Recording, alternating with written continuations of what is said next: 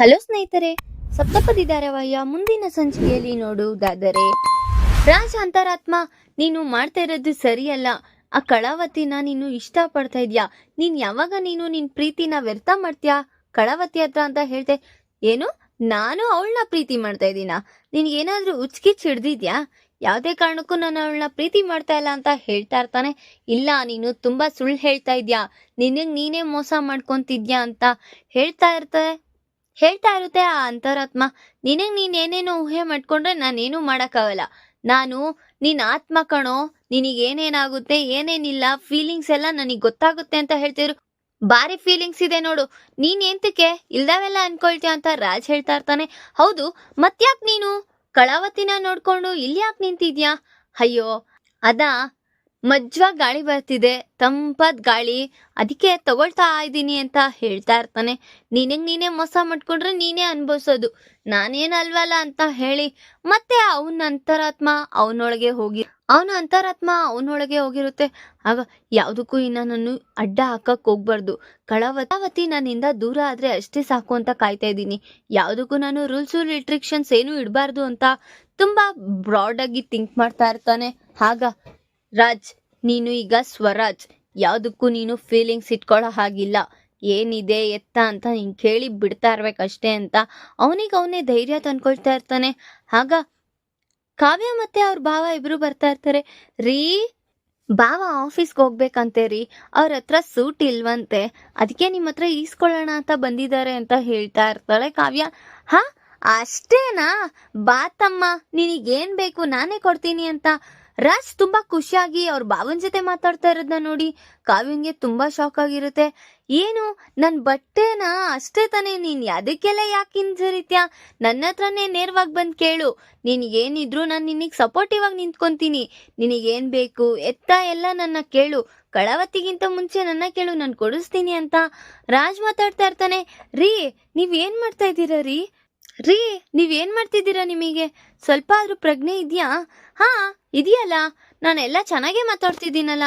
ಏನು ಬ್ರಾಡ್ ಆಗಿ ಥಿಂಕ್ ಮಾಡ್ತಾ ಇದ್ದೀನಿ ಅಂತ ಯೋಚನೆ ಮಾಡ್ತಾ ಇದೀಯಾ ಕಳಾವತಿ?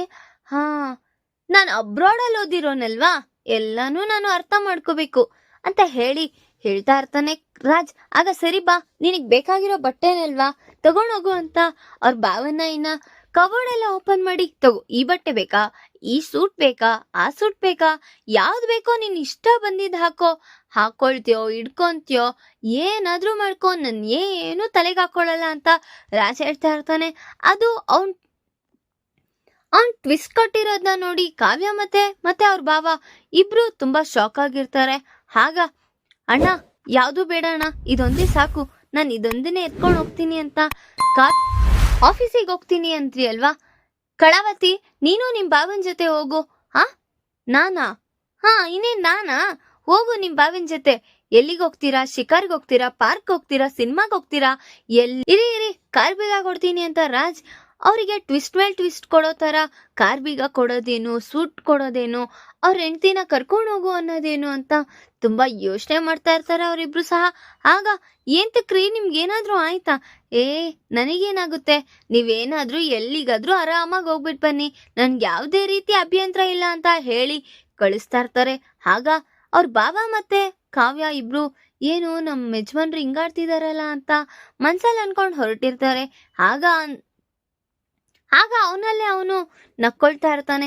ಆಗ ಇನ್ನ ಅಂತರಾತ್ಮ ಬಂದು, ನೀನ್ ಮಾಡ್ತಾ ಇರೋದು ನಿನಗೆ ಸರಿ ಅನ್ನಿಸ್ತಿದ್ಯಾ? ಹಾ, ನನಗೆಲ್ಲ ಸರಿನೇ ಅನ್ನಿಸ್ತಿದೆ. ನನಗೆ ಕಾವ್ಯನ ಮೇಲೆ ಯಾವುದೇ ರೀತಿ ಫೀಲಿಂಗ್ಸ್ ಇಲ್ಲ, ಅವಳು ನನ್ನಿಂದ ದೂರ ಆದ್ರೆ ಅಷ್ಟೇ ಸಾಕು ಅಂತ ಮನ್ಸಲ್ಲಿ ಅನ್ಕೊಳ್ತಾ ಇರ್ತಾನೆ. ಏನೋ ನಿನ್ ಕರ್ಮನ ನೀನೇ ಅನ್ಭವಿಸ್ಕೊ ಅಂತ ಅಂತರಾತ್ಮ ಹೇಳ್ತಾ ಇರುತ್ತೆ. ಈ ಕಡೆ ನೋಡಿದ್ರೆ ಕಲ್ಯಾಣಿನ ಅಪ್ಪುಗೆ ಫೋನ್ ಮಾಡ್ತಾನೆ. ಅಪ್ಪು ಊಟ ಮಾಡೋ ಹೊತ್ತಿಗೆ ಫೋನ್ ಬರ್ತಾ ಇರುತ್ತೆ. ಆಗ ಏನು ಈ ಹುಡ್ಗ ಮಾಡ್ತಾ ಇದ್ದಾನೆ? ಯಾರಮ್ಮ? ಕಲ್ಯಾಣ್, ಕುಡೀಲಿ ಅಂತ ಅಪ್ಪು ಇಸ್ಕೊಂಡು, ಹೇಳು ಕಲ್ಯಾಣ್. ಏನು ಇಲ್ಲ ಅಪ್ಪು, ಎಲ್ಲಿದ್ಯಾ? ಮನೇಲಿದ್ದೀನಿ. ಅದು ನಾನು ನಿನ್ನ ಮೀಟ್ ಆಗ್ಬೇಕಿತ್ತು. ಈಗ ನಾನು ಮನೇಲಿದ್ದೀನಿ, ನನಗೆ ಕೆಲ್ಸಗಳಿದೆ ಅಂತ ಹೇಳ್ತಿದ್ರು. ನಾನು ಮೀಟ್ ಆಗ್ಬೇಕು ಅಂತ ಹೇಳ್ತಾ ಇದ್ದೀನಿ ತಾನೇ ಅಪ್ಪು. ನಮ್ಗೆ ಅವಾಗ ಯಾವುದೇ ರೀತಿ ಯಾರು ಕೇಳೋರು ಮಾಡೋರು ಇಲ್ಲ ಅಂದಾಗೆ ನಾವು ಎಷ್ಟು ಖುಷಿಯಾಗಿ ಮೀಟ್ ಆಗಿ ನಮ್ಗೆ ಏನೇನ್ ಬೇಕೋ ಎಲ್ಲ ನೋಡ್ಕೊಂತಿದ್ವಿ. ಈಗ ಮೀಟ್ ಆಗೋಕೆ ಏಂತಕ್ಕೆ ಎತ್ತ ಅಂತ ಎಲ್ಲ ಕೇಳ್ತಿದ್ಯಾ? ಹಾಗಂದ್ರೆ ನೀನು ಬ್ಯಾಚುಲರ್. ಈಗ ನಿನ್ಗೆ ಹೆಂಡ್ತಿ ಇದ್ದಾಳೆ. ಹೆಂಡ್ತಿ ಇದ್ರು ಏನ್ ಪ್ರಯೋಜನ ಹೇಳು? ನಿನ್ನ ಮೀಟ್ ಆಗ್ಲೇಬೇಕು ಅಂತ ಹೇಳ್ತಿದ್ರು. ಬೇಡ, ನೋಡ್ದವ್ರು ಏನೇನೋ ಅನ್ಕೊಳ್ತಾರೆ. ನಿನ್ ಪಾಡಿಗೆ ನೀನ್ ಏನಿದ್ಯೋ ಕೆಲ್ಸ ಅದನ್ನ ಮುಗಿಸ್ಕೊಂತ ಹೇಳ್ತಿದ್ರು. ಇಷ್ಟೇ ಹೇಳ್ತಾ ಇರೋದಪ್ಪು, ನೀನ್ ನನ್ನ ಮೀಟ್ ಆಗ್ಬೇಕು ಅಷ್ಟೇ, ಇನ್ಯಾವುದೇ ರೀತಿ ಕತೆ ಇಲ್ಲ ಅಂತ ಹೇಳಿ ಫೋನ್ ಇಡ್ತಾ ಇರ್ತಾನೆ. ಆಗ ಆ ವಿಚಾರನ ಅನಾಮಿಕಾ ಕೇಳಿಸ್ಕೊಂತ ಇರ್ತಾಳೆ ಅಪ್ಪು ಜೊತೆ ಮಾತಾಡ್ತಾ ಇರೋದ್ನ.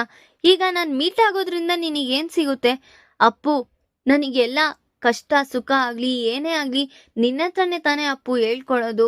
ನನಗೆ ಯೋಗಕ್ಷೇಮ ಕೇಳೋದೇ ನೀನು, ನನ್ ಹಿಂದೆ ಬೆನ್ನೆಲ್ಬಾಗಿ ನಿಂತ್ಕೊಂಡಿದ್ದಿದ್ದೆ ನೀನು.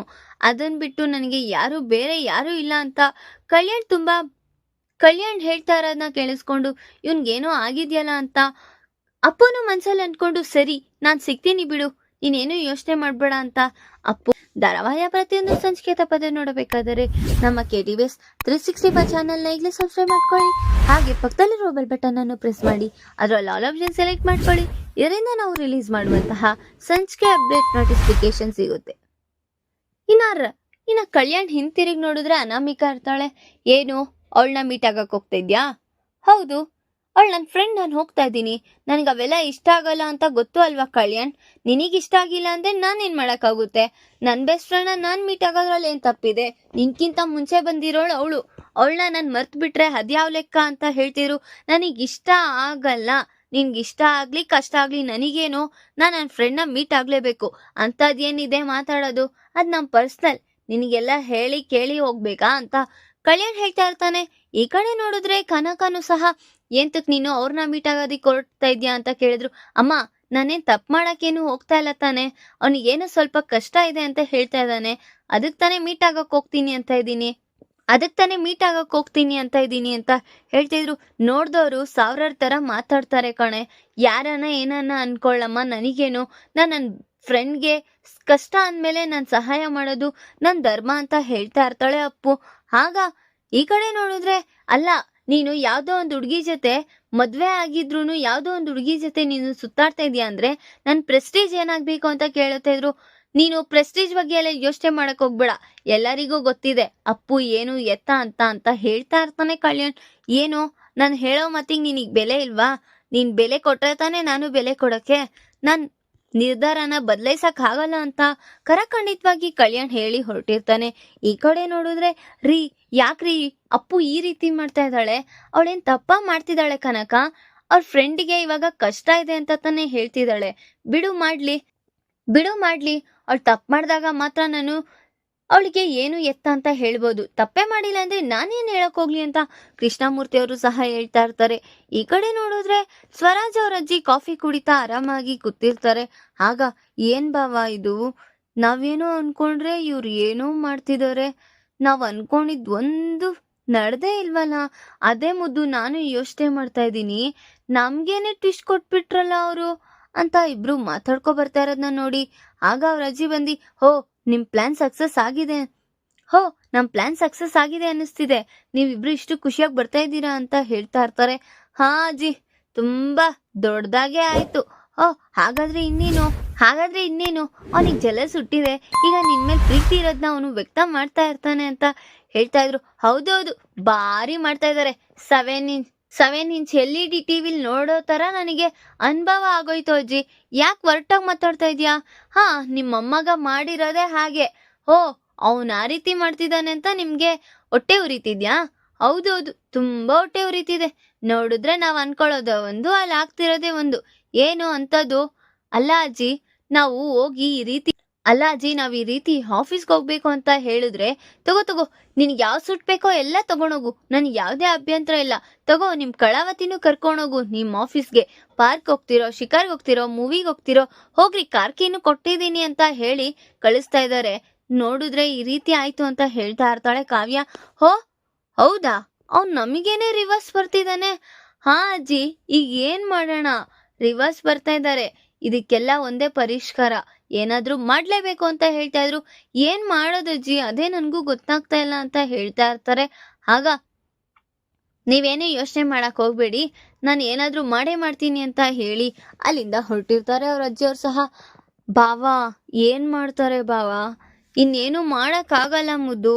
ನಿಮ್ಮ ಅಜ್ಜಿನೇ ಫಾಲೋ ಮಾಡ್ಬೇಕಷ್ಟೇ ನಾವು. ಏನಾದ್ರೂ ನಿನ್ ಸಂಸಾರ ಉಳಿಬೇಕು ಅಂದ್ರೆ ಅವ್ರನ್ನ ಫಾಲೋ ಮಾಡ್ಕೊಳ್ತಾ ಹೋದ್ರೆ ಅದೇ ಸರಿ ಹೋಗುತ್ತೆ ಅಂತ ಹೇಳ್ತಾ ಇರ್ತಾರೆ. ಈ ಕಡೆ ನೋಡಿದ್ರೆ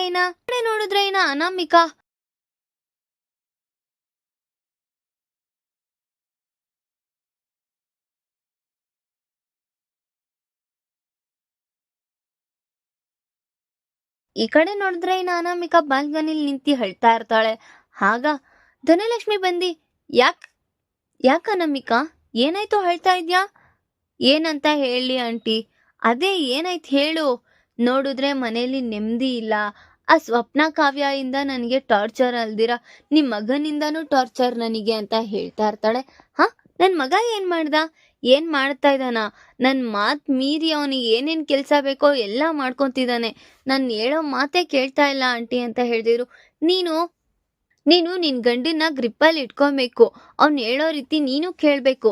ಯಾವಾಗಿದ್ರು ನೀವು ಜಗಳ ಆಡಿದ್ರು ನೀವು 4 ಗೋಡೆ ಮಧ್ಯೆ ಜಗಳ ಆಡಿ ಅಲ್ಲೇ ಸರಿ ಮಾಡ್ಕೋಬೇಕು. ಈ ರೀತಿ ನನ್ ಮಗನ್ನ ಕಳ್ಸಿ ಹಾಲಲ್ಲಿ ಮಲಗ್ಸೋದು ನೀವು ನಿಮ್ ಮಗ ಪರವಾಗಿ ಮಾತಾಡ್ತಾ ಇದ್ದೀರಾ?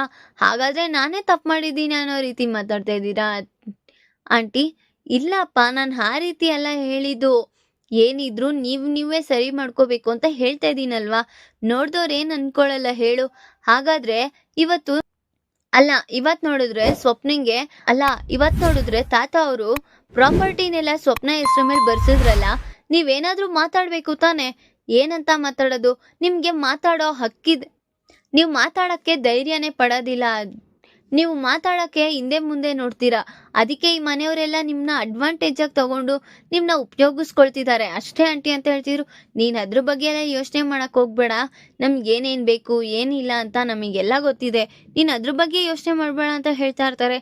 ಆಯ್ತು ಹೋಗ್ಲಿ, ಅದನ್ನ ಬಿಟ್ಟಾಕು. ಸರಿ ಬಾ, ಎಲ್ಲಾದ್ರೂ ಹೊರಗೆ ಹೋಗೋಣ ಅಂತಿದ್ರು. ನಾನು ಎಲ್ಲಿಗೂ ಬರಕ್ ಇಷ್ಟ ಇಲ್ಲ ಆಂಟಿ. ನೋಡಿದ್ರೆ ಈ ಮನೇಲಿ ಆ ಕಾವ್ಯ ಸ್ವಪ್ನಂದು ಒಂಥರ ತಲೆನೋವಾದ್ರೆ ನಿಮ್ಮಗೊಂದು ಒಂಥರ ತಲೆನೋವು. ಅಂತದ್ ಏನ್ ಮಾಡ್ದ ನೋಡಿ? ಮತ್ತೆ ಆ ಅಪ್ಪು ಜೊತೆ ಫೋನಲ್ಲಿ ಮಾತಾಡಿ ಇವತ್ತು ಮೀಟ್ ಆಗ್ಬೇಕು ಬಾ ಅಂತ ಹೇಳಿ ಇಬ್ರು ಪರಸ್ಪರ ಮಾತಾಡ್ಕೊಂತ ಇದ್ರು. ಹಾ, ಅಪ್ಪು ಜೊತೆ ಅವ್ನ್ ಮಾತಾಡದ? ಇಲ್ವಲ್ಲ ಅನಾಮಿಕಾ, ಆ ರೀತಿ ಮಾತಾಡೋದಿಲ್ಲ ಅಂತ ಹೇಳ್ತಿದ್ರು. ಕಣ್ಣಾರೆ ನಾನೇ ನೋಡಿದೀನಿ ಆಂಟಿ, ಕೇಳಿಸ್ಕೊಂಡು ಸಹ ಇದ್ದೀನಿ. ಹೌದಾ, ಸರಿ ಬಿಡು, ನಾನ್ ನೋಡ್ಕೊಂತೀನಿ. ನೀನ್ ಇದಕ್ಕೆಲ್ಲ ಬೇಜಾರಾಗ್ಬೇಡ ಅಂತ ಧನಲಕ್ಷ್ಮಿ ಅನಾಮಿಕಾಗೆ ಸಮಾಧಾನ ಮಾಡ್ತಾ ಇರ್ತಾಳೆ. ಆಗ ನನಗೆ ಏನಾಗುತ್ತೋ ಏನೋ ಅಂತ ಭಯ ಆಗ್ತಿದೆ ಆಂಟಿ ಅಂತ ಹೇಳ್ತಿದ್ರು. ನೀನೇನು ಯೋಚನೆ ಮಾಡ್ಬೇಡ ಅನಾಮಿಕಾ, ಎಲ್ಲನೂ ಒಳ್ಳೇದೇ ಆಗುತ್ತೆ. ಸರಿ ಬಾ, ಹೊರ್ಗಡೆ ಹೋಗೋಣ ನಾವು ಅಂತ ಕರೀತಾ ಇರ್ತಾಳೆ. ಎಲ್ಲಿಗಾಂಟಿ? ಬಾ, ಸ್ವಲ್ಪ ಹೊರ್ಗಡೆ ಹೋಗಿ ಶಾಪಿಂಗ್ ಮುಗಿಸ್ಕೊಂಡ್ ಬರೋಣ ಅಂತ ಹೇಳೋತಿ. ನನಗೆ ಮೂಡ್ ಇಲ್ಲ ಆಂಟಿ, ನನಗೆಲ್ಲೂ ಬರಕ್ ಇಂಟ್ರೆಸ್ಟ್ ಇಲ್ಲ ಅಂತ ಹೇಳ್ತಿ. ನಿನಗ್ ಮೂಡ್ ಇಲ್ಲ ಅಂತಾನೆ ಕರೀತಾ ಇರೋದು. ಹೊರ್ಗಡೆ ಹೋಗಿ ಸುತ್ತಾಡ್ಕೊಂಡ್ ಬರೋಣ ಬಾ ಅಂತ ಹೇಳಿ ಇನ್ನ ಅವರು ಸಹ ಹೊರಟಿರ್ತಾರೆ. ಈ ಕಡೆ ನೋಡಿದ್ರೆ ರಾಜ್ ಮತ್ತೆ ಕಾವ್ಯ ನಾವು ಅನ್ಕೊಳ್ತಾ ಇರೋದು ಒಂದು, ಏನೋ ಆಗ್ತಾ ಇರೋದೇ ಒಂದು, ಏನ್ ಮಾಡೋದು ಅಂತ ಗೊತ್ತೇ ಆಗ್ತಿಲ್ಲ ಅಂತ ಹೇಳ್ತಾ ಇರ್ತಾಳೆ ಕಾವ್ಯ. ಅಲ್ಲ, ನಿಮ್ ಗಂಡನ್ಗೆ ಜಲಸ್ ಆಗ್ಬಿಟ್ಟು ಆ ರೀತಿ ಮಾತಾಡೋದ್ನ, ಇಲ್ವಾ ಏನಾದ್ರೂ ಪ್ಲಾನ್ ಮಾಡ್ತಾ ಆ ರೀತಿ ಮಾತಾಡೋದ್ನ? ಏನು ಗೊತ್ತಾಗ್ತಾ ಇಲ್ವಲ್ಲ ಮುದ್ದು. ನನಗೂ ಅದೇ ಭಾವ, ಯೋಚನೆ. ಏಂತಕ್ ಅವರು ಸಡನ್ ಆಗಿ ಆ ರೀತಿ ಮಾತಾಡ್ತಿದ್ದಾರೆ ಅಂತ ಗೊತ್ತಾಗ್ತಿಲ್ಲ ಅಂತ ಹೇಳ್ತಾ ಇರ್ತಾಳೆ. ಆಗ ಅವರಿಬ್ರು ಹೋಗೋ ಹೊತ್ತಿಗೆ ರಾಜ್ ಹಿಂದೆಯಿಂದ ಕರೀತಾ ಇರ್ತಾನೆ. ಇನ್ನೇನು ಅವರಿಬ್ರು ತಿರುಗಿ ನೋಡಿದಾಗ ಅವರು ಸಹ ರೆಡಿ ಆಗಿರ್ತಾರೆ. ಈಗ ಅವರಿಬ್ರು ಆಫೀಸ್ ಹೊರಡೋ ಹೊತ್ತಿಗೆ ರಾಜ್ ಸಹನು ಕಾವ್ಯ ಮತ್ತೆ ಅವ್ರ ಬಾವ ಇಬ್ರು ಸೇರಿ ಆಫೀಸ್ಗೆ ಹೋಗ್ತಾ ಇದಾರೆ. ಆ ಮಧ್ಯದಲ್ಲಿ ರಾಜ್ ಕರೆದಿರೋದನ್ನ ನೋಡಿ ಅವರು, ನಮ್ ಯಜಮಾನ್ರು ಬರ್ತಾರೆ ಅಂತ ಕಾವ್ಯ ಆಸೆ ಪಡ್ತಾಳ, ಅಥವಾ ಹೋಗ್ಬಿಟ್ ಬನ್ನಿ ನಿಂಪಾಡಿಗೆ ನೀವು ಅಂತ ರಾಜ್ ಖಂಡಿತವಾಗಿ ಕಳಿಸ್ತಾನ. ಈ ಕಡೆ ನೋಡಿದ್ರೆ ಅನಾಮಿಕಾ ಇಲ್ದೇ ಇರೋ ಆರೋಪನೆಲ್ಲ ಅಪ್ಪು ಮೇಲೆ, ಅವ್ರ ಅಕ್ಕಂದಿರ್ ಮೇಲೆ ಹಾಕ್ತಾ ಇದ್ದಾಳೆ. ಈಗ ಧನಲಕ್ಷ್ಮಿ ಬಂದಿ ಮತ್ತೆ ಮನೇಲಿ ಏನಾದ್ರೂ ರಾಧಾಂತ ಮಾಡ್ತಾಳ. ಈ ಕಡೆ ನೋಡಿದ್ರೆ ಇನ್ನ ಅಪ್ಪು ಕಲ್ಯಾಣ ಮೀಟ್ ಆಗಕ್ ಹೋಗ್ತಾ ಇದ್ದಾಳೆ. ಕಲ್ಯಾಣ್ ಮತ್ತೆ ಅಲ್ಲೇನಾದ್ರೂ ಅನಾಮಿಕಾ ಪ್ರಸ್ತಾವನೆನ ತರ್ತಾನ ಅನ್ನೋದನ್ನ ಮುಂದಿನ ಭಾಗದಲ್ಲಿ ತಿಳಿಸ್ಕೊಡ್ತೀನಿ. ಈ ವಿಡಿಯೋ ಇಷ್ಟ ಆದ್ರೆ ಲೈಕ್ ಮಾಡಿ, ನಿಮ್ಮ ಫ್ರೆಂಡ್ಸ್ ಹಾಗೆ ನಿಮ್ಮ ರಿಲೇಟಿವ್ಸ್ಗೂ ಶೇರ್ ಮಾಡಿ ಅಂಡ್ ಕಮೆಂಟ್ ಮಾಡಿ. Thanks for watching.